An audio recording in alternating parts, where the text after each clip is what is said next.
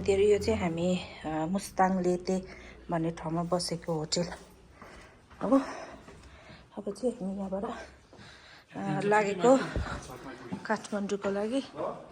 So मेरो बुढाले चाहिँ माथि लानुहुँदैछ के देखाउनु पनि। हामीहरू बसेको होटल सी यू अगेन भन्ने होटलबाट देखेको माउन्टेन्सहरू।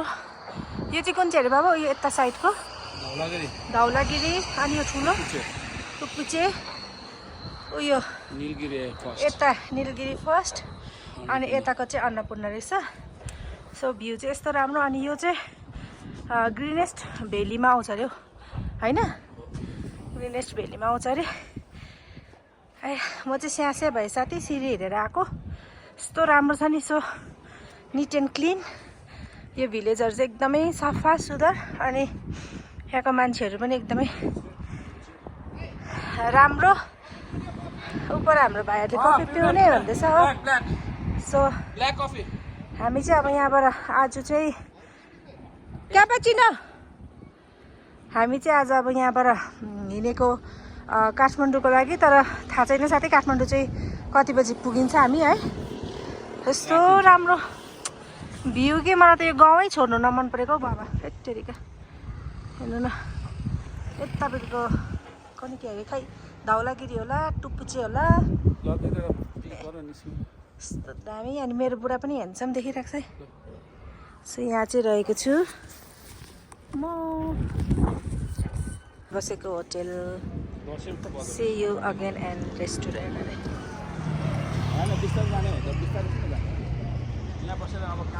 देखिरहेको हिमाल चाहिँ निलगिरी अरे साथीहरू, निलगिरी हिमाल। Hello hello hello. आज चाहिँ हामी बन्दीपुर के भिलेज हो?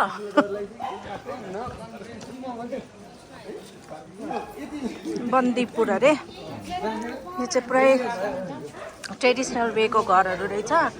अनि यो चाहिँ नेवारी समुदायको होइन, नेवारी समुदायको घरहरू रहेछ हौ यतातिर चाहिँ मजाको। यस्तो दोकानहरू रहेछ।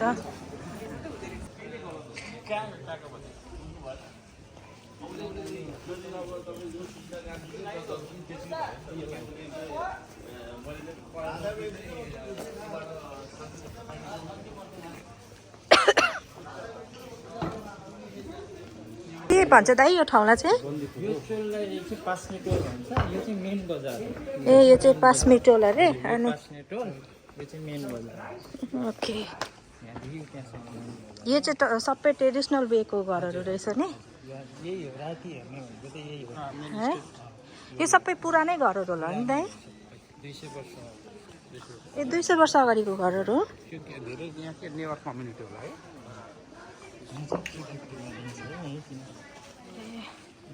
सानो पसलमा आइरहेको छ। सानो त भन्नु मिल्दैन तर यस्तो दामी पुरानो टाइपको। यहाँ चाहिँ सबै रहेछ, सामानहरू सबै पाउँदो रहेछ। यो घरहरू चाहिँ के दामी क्या। अनि यो चाहिँ सबै टुरिस्ट प्लेसहरू जस्तै रहेछ। स्पेसली टुरिस्टहरू नै आउँदो रहेछ यहाँ चाहिँ है भाइ। टुरिस्ट प्लेस जस्तै टाइपको क्या, सबै टुरिस्टहरू मात्रै रहेछ। अहिले त यस्तो राम्रो त नदेख्ने, तर अब भोलि बिहान चाहिँ अलिक राम्रो देख्छ होला। हाम्रो होमस्टेको खाना हो। अनि कस्तो लाग्यो त भतिजा खाना? दादा तपाईँलाई रन्जितहरू उता छ, उहाँ आमाले बनाउनु भएको। अनि दाइ चाहिँ यता हुनुहुन्छ। थ्याङ्क यू दाइ, मिठो खाना खुवाउनु भएकोमा। मिठो छ आमा।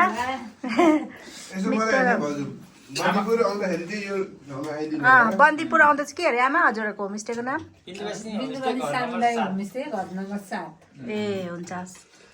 आमाहरूको यो खानाहरू चाहिँ सबै अर्ग्यानिकै, केही बाहिरबाट किन्नु भएको होइन अरे, सबै लोकल खाना आफ्नै बारीको रहेछ। मुलाहरू भयो होइन। अनि आमाहरूले भन्नुभएको चाहिँ चामल मात्रै किन्नुहुन्छ अरे आमाहरूले, बाँकी त सबै प्राय तरकारीहरू चाहिँ घरकै अरे। आमाले चाहिँ बनाउनु भएको हामीलाई। यो चाहिँ बन्दीपुर। म चाहिँ अहिले तलबाट हिँडेर आएकोले स्याहास्या भइरहेको छु। यो चाहिँ मर्निङको भ्यू। यहाँबाट चाहिँ अलिक माथि पुगेपछि चाहिँ सनराइज देख्छ अरे हौ। तल दाहरूदेखि पछाडि आएको होटलबाटै होटलदेखि नै हामीलाई पछाडि आएर यो माथि त्यो सनराइज टावरसम्म आइसक्यो कि हामीलाई पछाडि यहाँबाट चाहिँ सनराइज देख्दो रहेछ ए हेर्न कस्तो राम्रो देखेको बादलहरू हुस्से लागिरहेछ बन्दीपुरमा चाहिँ एकदम दामी ठाउँ रहेछ तपाईहरु पनि आउनु होला भिजिट गर्नु होला यो ठाउँमा अन्त होमस्टेहरू पनि रहेछ होटलहरू रहेछ पुरानो मार्केटहरू रहेछ यहाँ चाहिँ एकदम 200 वर्ष अघिको बजारहरू रहेछ त्यहाँ घरहरू हैन दामी रहेछ यो चाहिँ यो ठाउँ चाहिँ नेपाल आउँदा चाहिँ यो ठाउँ चाहिँ भिजिट गर्न हजुरहरू जसरी पनि मिल्छ भने सक्छ भने चाहिँ बादल उडेकै हेर्न सक्नुहुँदैछ होला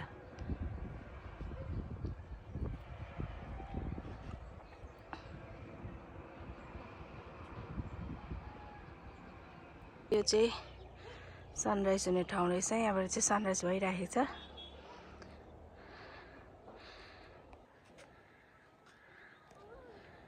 दामी हुँदो रहेछ सनराइज चाहिँ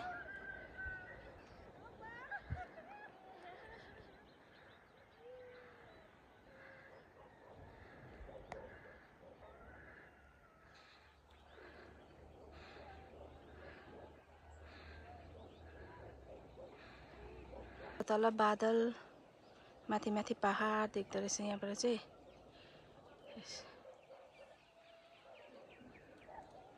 पर सनराइज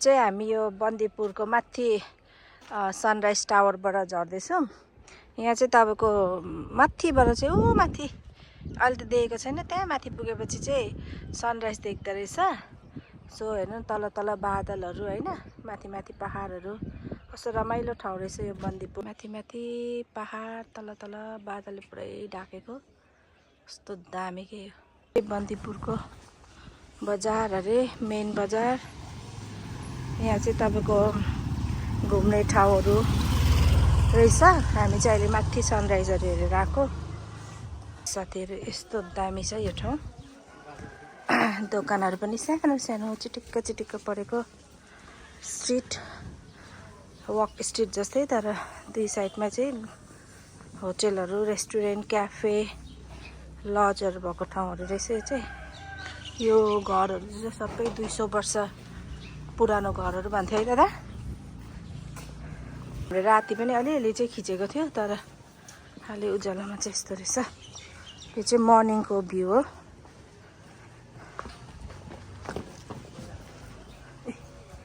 घरहरू चाहिँ पुरा पुरानो घरहरू अरे यो चाहिँ आन्टीले भन्नुहुँदै थियो हामीलाई यो चाहिँ 200 वर्ष पुरानो घरहरू छ यहाँ प्राय घरहरू भन्नुहुन्थ्यो हामी जुन चाहिँ होटलमा बसेको थियो है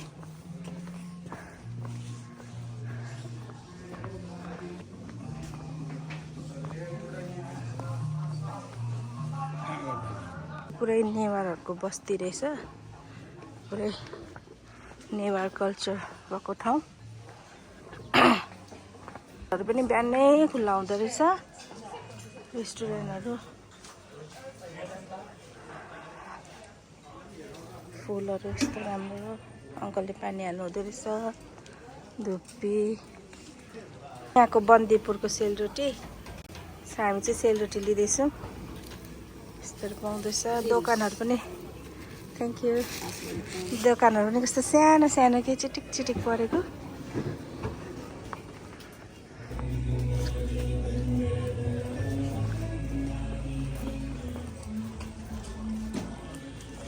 घरहरू यस्तो पुरानो घरहरू सानो सानो के ढोकाहरू पनि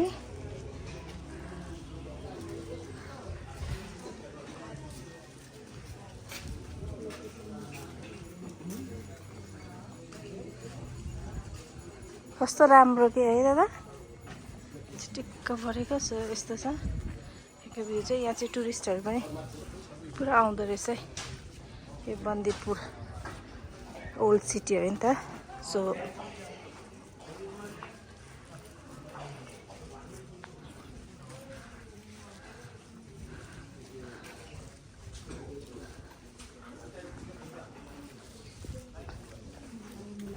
सोध्दै नि Alisa Didi was like have never food but she made me never food before, right?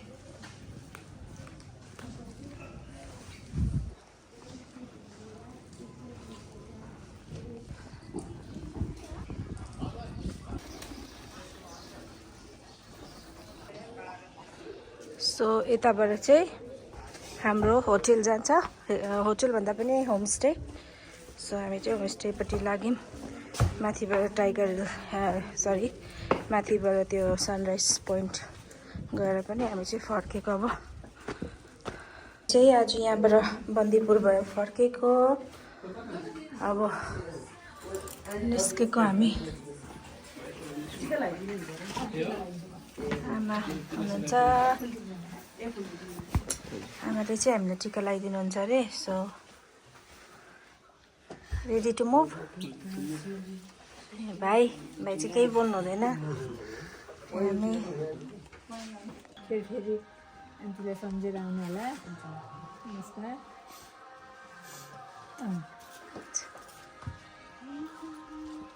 Shubhyatra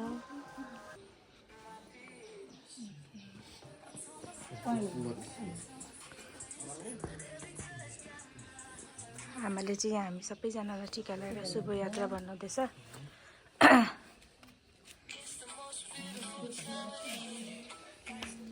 यो होमस्टेमा चाहिँ हजुरहरू पनि आउनु होला आमाको होमस्टेमा चाहिँ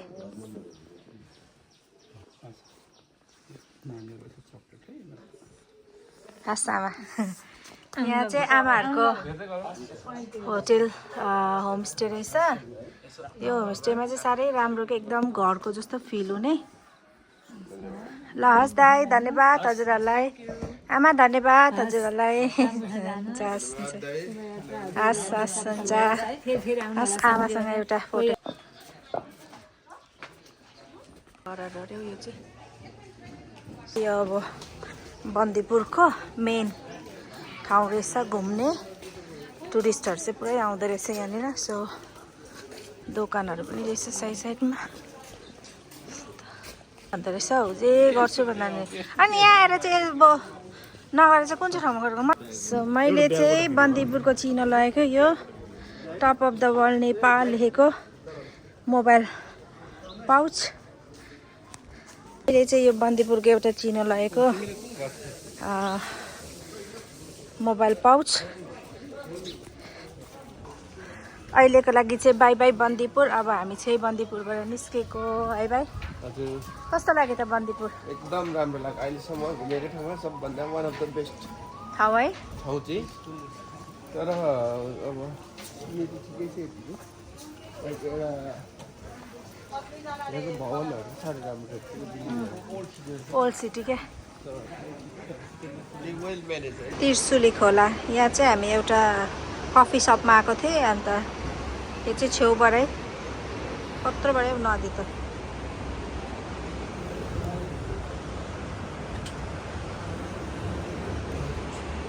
अहिले बागलुङ मा एकछिन वेट गरेर खोला निकालेर यहाँ कफीहरू खाँदैछौँ हामी सबैजना मेरो साथी टक्क मेरो हस्बेन्ड अनि मेरो चाहिँ यो क्यापेचिनो आयो उनीहरूको चाहिँ अमेरिकानो टक्क लगाएर यहाँ चाहिँ त्रिशुली खोला यो चाहिँ पुरानो ब्रिज अरे अनि यो चाहिँ नयाँ ब्रिज बनाएको रहेछ यो चाहिँ बारासिङ्गे बियरको फ्याक्ट्री रहेछ यहाँकै प्रोडक्सन अरे सो हामी चाहिँ यहाँ एउटा रिसोर्टमा आएको छ लेक साइड लेक अरे यो रिभर साइड रिसोर्ट बार जस्तो ठाउँमा आएको छ यो रहेछ बारासिङ्गे यहाँ हाम्रो भाइहरूको फोटोसुट हुँदैछ सो यस्तो हजुर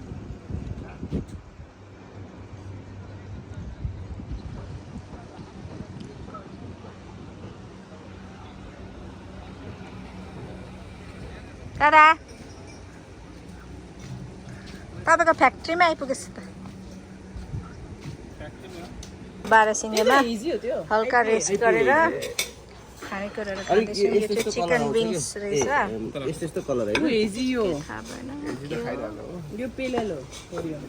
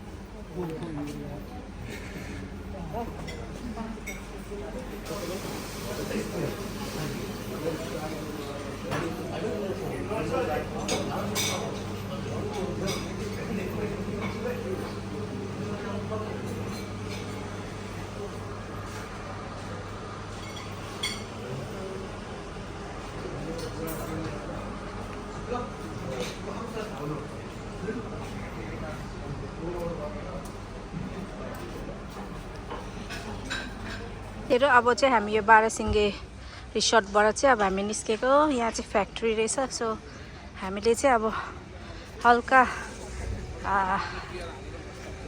नास्ता सास्ता गरेर यहाँबाट निस्केको। So stay tune guys.